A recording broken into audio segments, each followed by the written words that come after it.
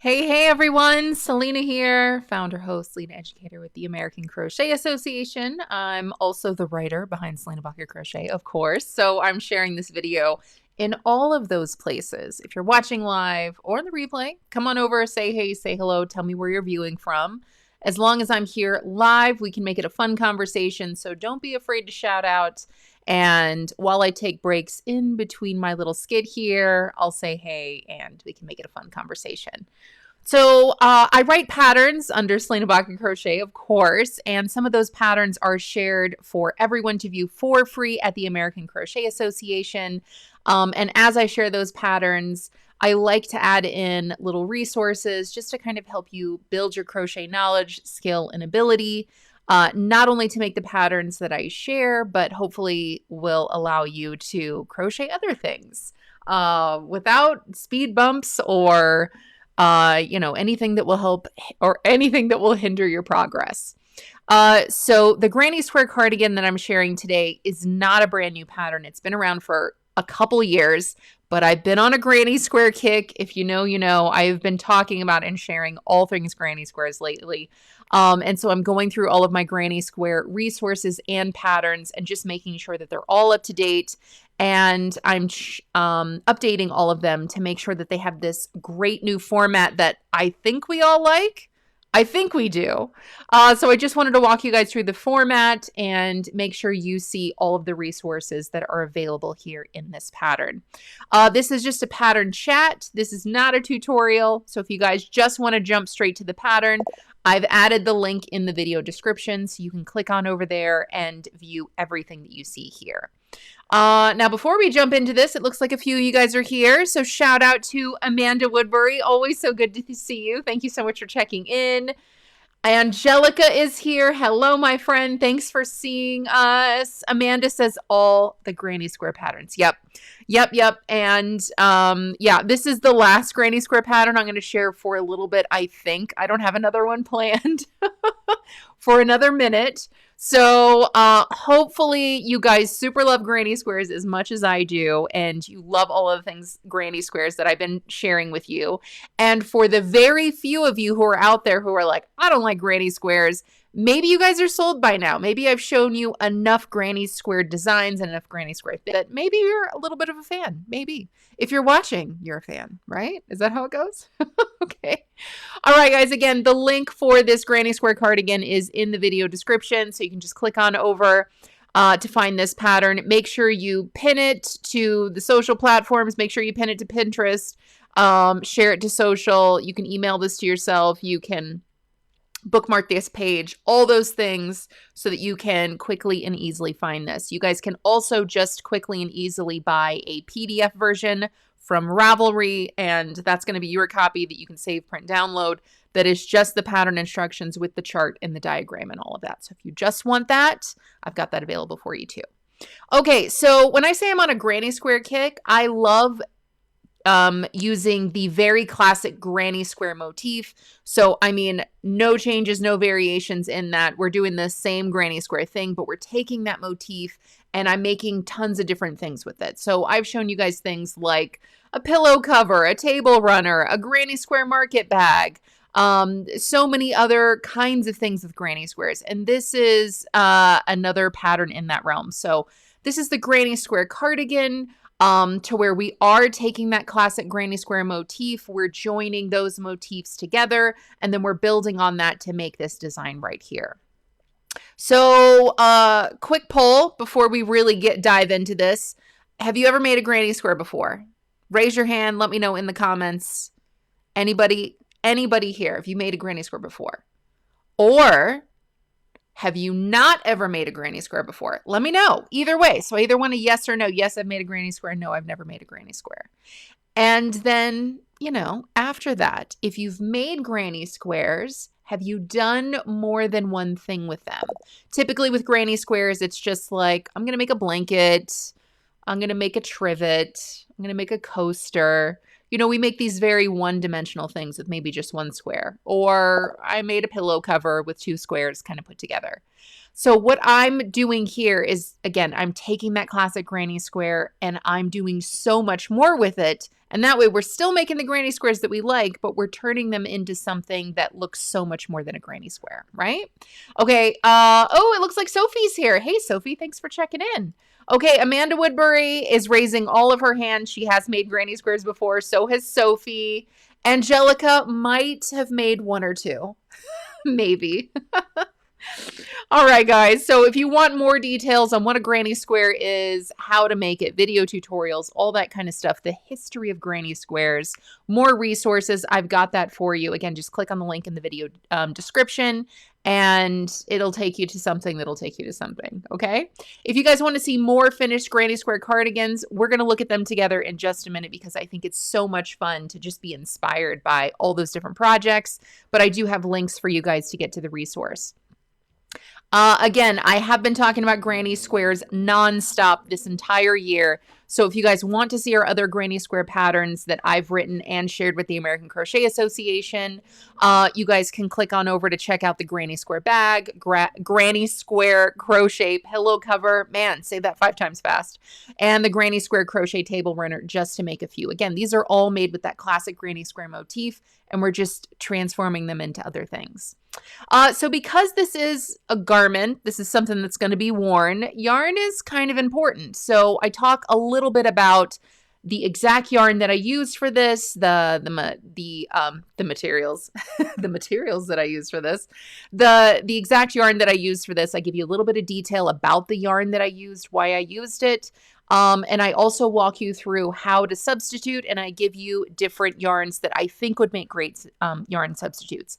I love using yarnsub.com because it's quick, it's easy, it's free. You can type in any yarn, and based on the qualifications or based on the characteristics of that yarn, it'll give you other yarns that kind of qualify as substitutes, and it'll tell you why those qualify as substitutes.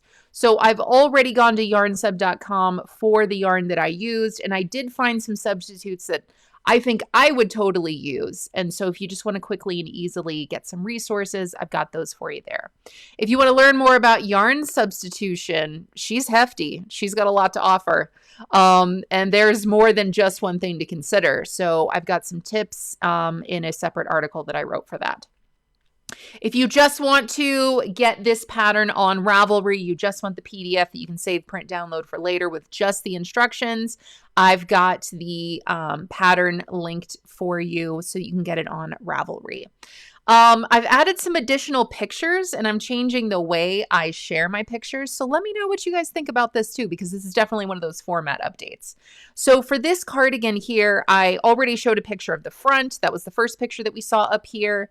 So this is what it looks like in the front. We can see that it's open in the front and it has short sleeves.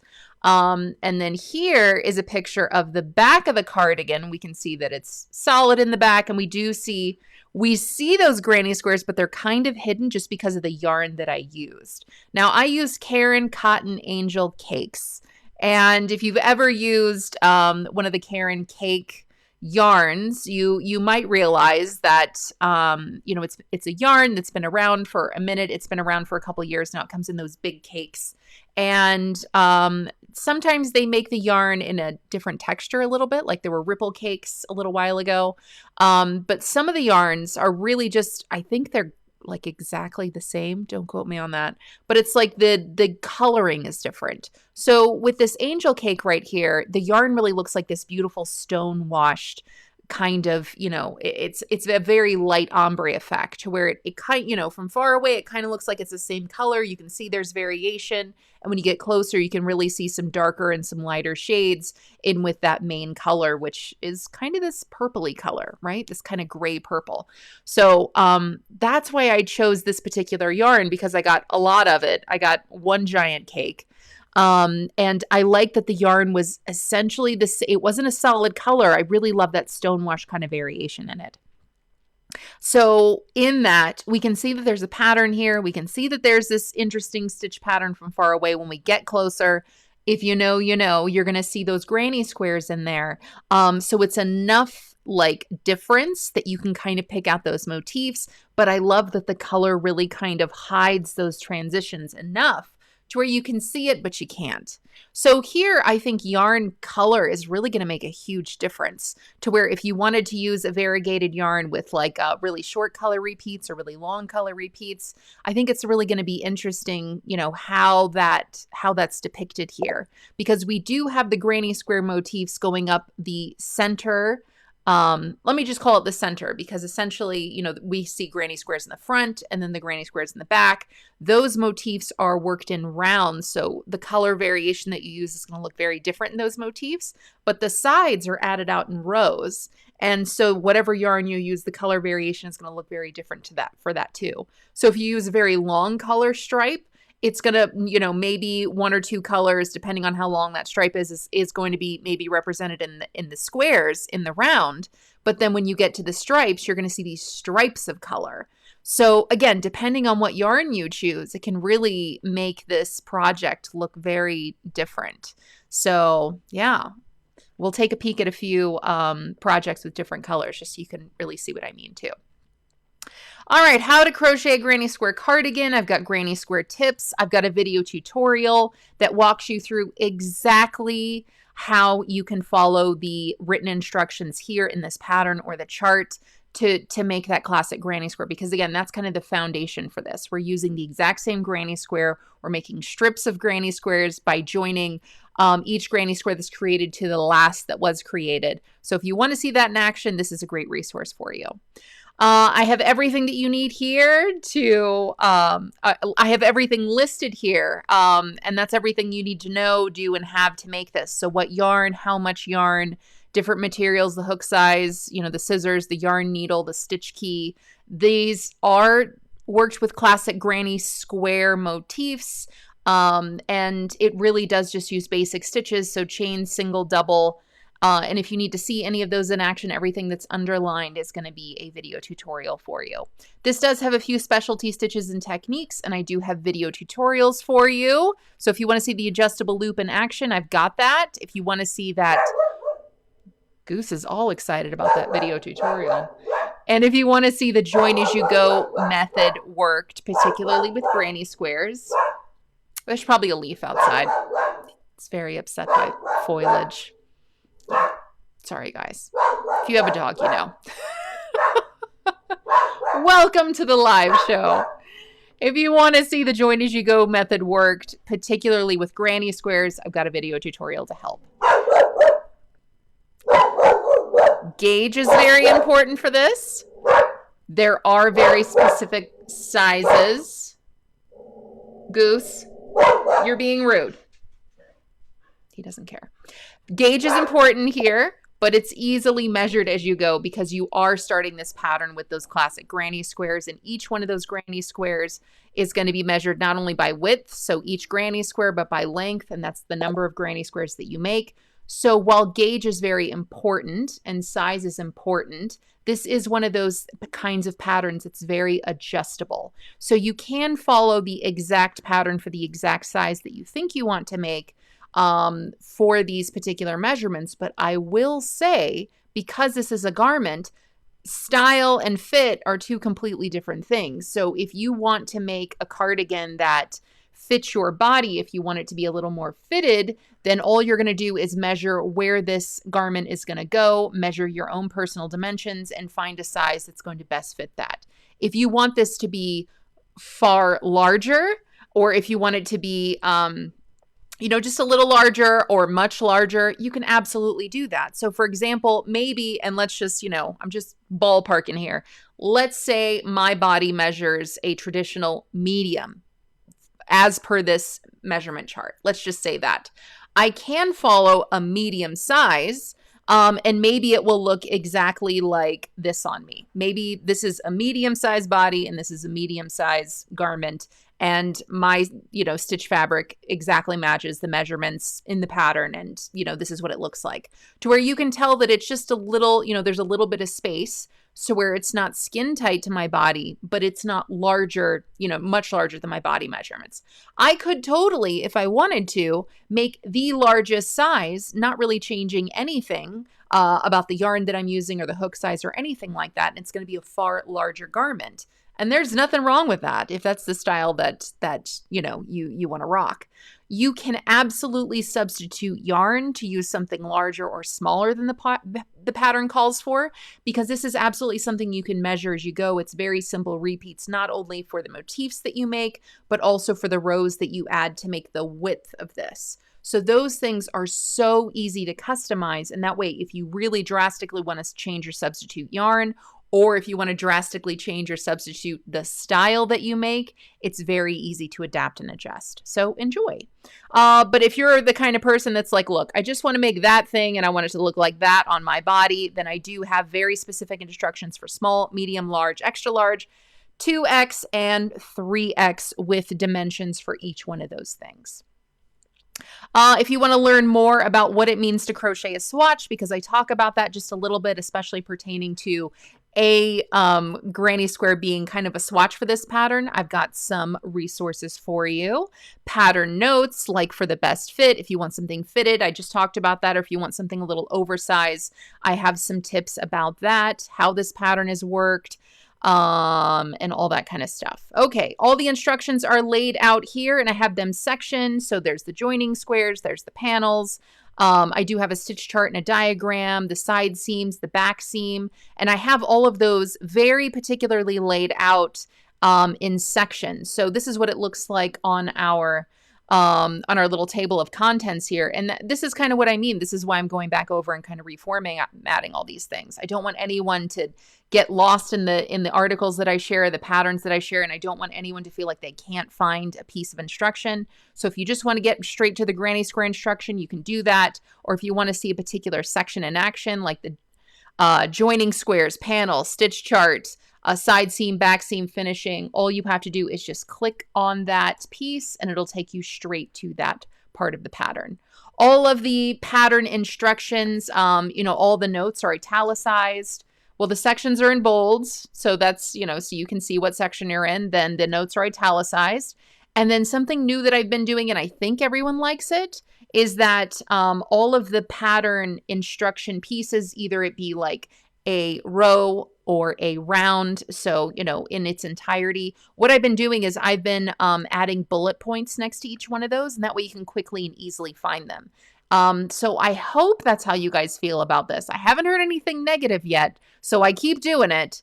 But let me know what you guys think about how these instructions are formatted. This is just a formatting thing that I'm doing in the free patterns that I'm sharing on the website. I have not changed the formatting outside of that printer-friendly version if you do purchase a PDF. So let me know what you think. All right, guys. Again, I've got a diagram for you here, not just for the granny square motif, but also for the panels. And either one of those things are totally adjustable. So if you want to add more joining squares, more granny squares to make your garment longer in length, you can, or shorter in length, you can totally do that. And the panel, of course, is worked into the sides of the granny squares, and you can add as many rows to make it as wide, or, shorten the amount of rows to make it a little more narrow. So it's really fun and easy to adjust. All right, guys, so that's it. That's all I have for you. This is the pattern that I just finished all of those updates on. And again, you guys can see all of those updatings, not just in the fonts and the colors and the pictures, but, just this quick and easy table of contents. Hopefully we'll share everything, all of the resources this pattern has to offer to walk you through different aspects of this pattern to help you feel successful, or just take you straight to the instructions if that's what you're looking for. All right, now on that note, let's see who else is here and what you guys are saying. Let's see. All right. Carolyn is here. Hello, I'm currently making the Granny Pop cardigan. That's a pretty popular one. I've seen that all over the internet. Roseanne is here. Good afternoon to you. Becky is here. Hi. I may have made a handful of the granny squares. Yeah, absolutely.